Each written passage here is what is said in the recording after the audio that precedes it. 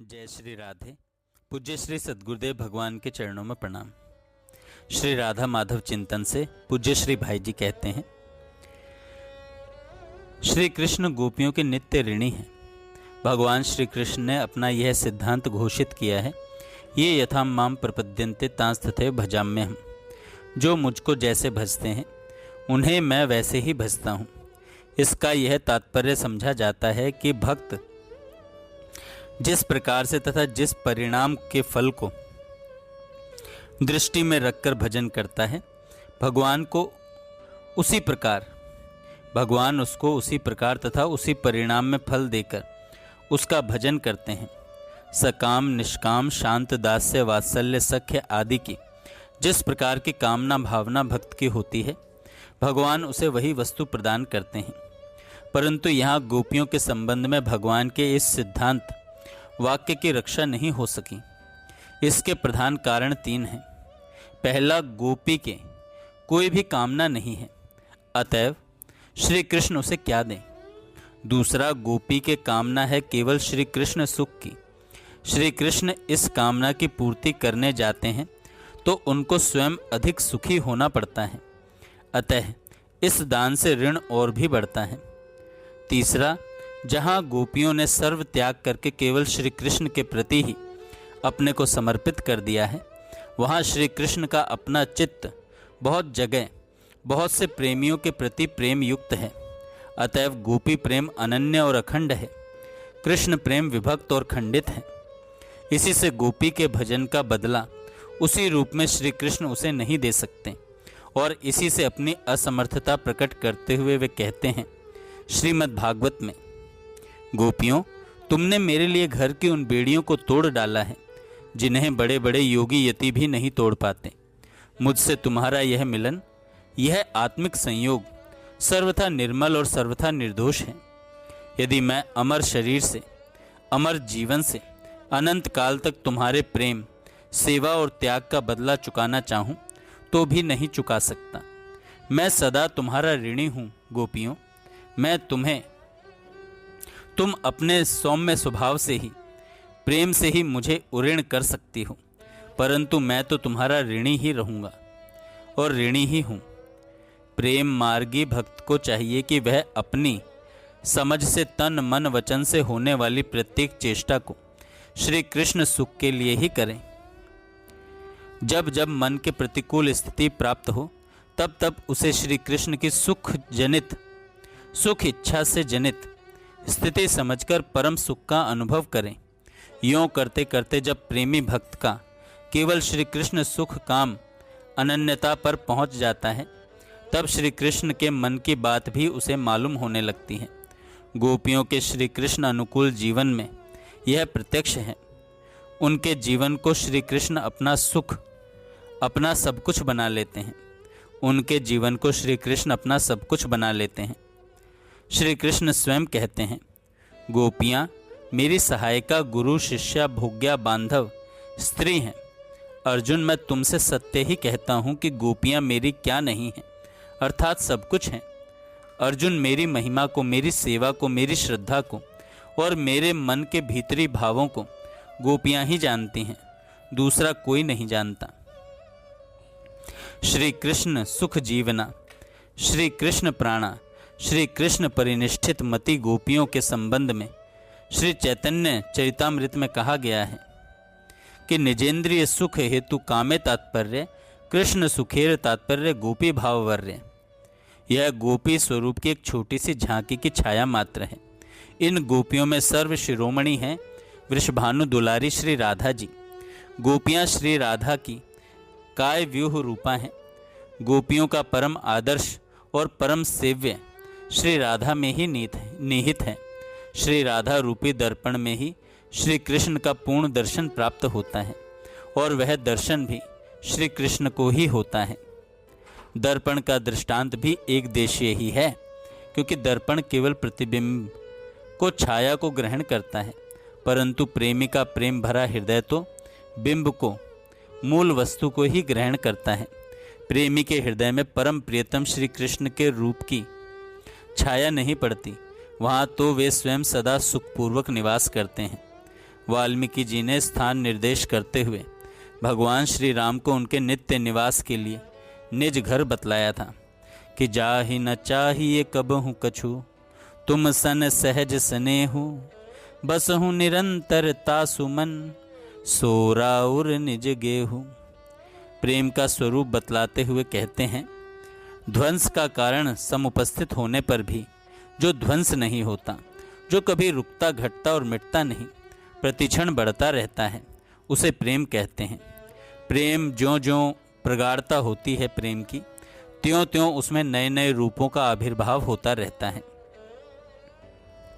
रस शास्त्र में उन्हीं को विभिन्न नामों से बतलाया गया है। प्रेम प्रगाढ़ होते होते क्रमशः स्नेह, मान, प्रणय, राग, अनुराग, भाव और महाभाव का स्वरूप प्राप्त करता है। शांत दास्य, सख्य, वात्सल्य और मधुरा रति में भी उत्तरोत्तर उत्कृष्टता और पूर्णता है। मधुरा रति अति उत्कृष्ट है, इसमें अनुराग की बड़ी वृद्धि होती है। यही अनुराग प्रगाढ़ होकर भाव और महाभाव बन जाता है। जैसे मधुरा रति में शांत दास्य, सख्य, वात्सल्य चारों रतियों का समावेश रहता है, वैसे ही महाभाव में भी स्नेह, मान, प्रणय, राग, अनुराग तथा भाव सम्मिलित रहते हैं। राग की स्थिति में श्री कृष्ण को प्राप्त करने की संभावना होने पर असीम और भयंकर से भयंकर दुख में भी सुख की प्रतीति होती है। तीव्र प्रेम पिपासा के कारण इष्ट वस्तु में होने वाली परम अविष्टता का नाम ही राग है। इसी राग की परिपक्वता होने पर अनुराग होता है।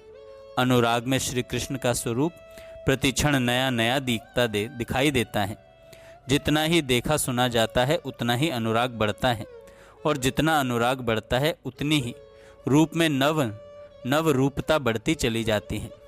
श्याम सुंदर के नित्य नव सौंदर्य का दर्शन करने वाली एक गोपी दूसरी गोपी से कहती है, सखी रे यह अनुभव की बात, प्रतिपल दीखत नित नव सुंदर, नित नव मधुर लखात, छिन छिन बढ़त रूप गुण माधुरी, छिन छिन नूतन रंग, छिन छिन नित नव आनंद धारा, छिन छिन नई उमंग।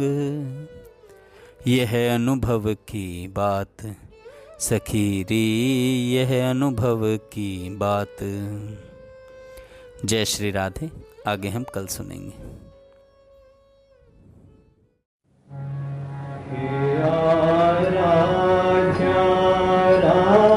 you.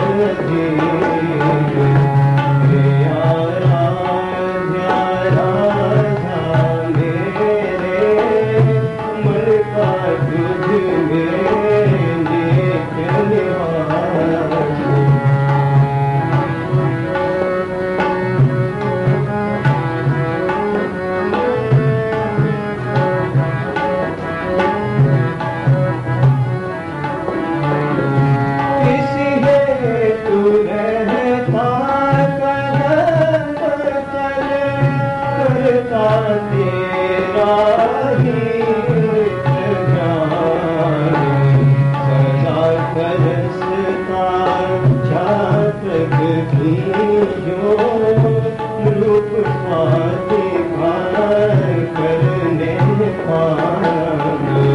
हे आराध्या राधा मेरे मन का तुझ में नित्य निवास। तेरी रूपशील गुण माधुरी मधुर नृत्य की चित्र छोरी। तेरी रूपशील गुण माधुरी मधुर नृत्य की चित्र छोरी।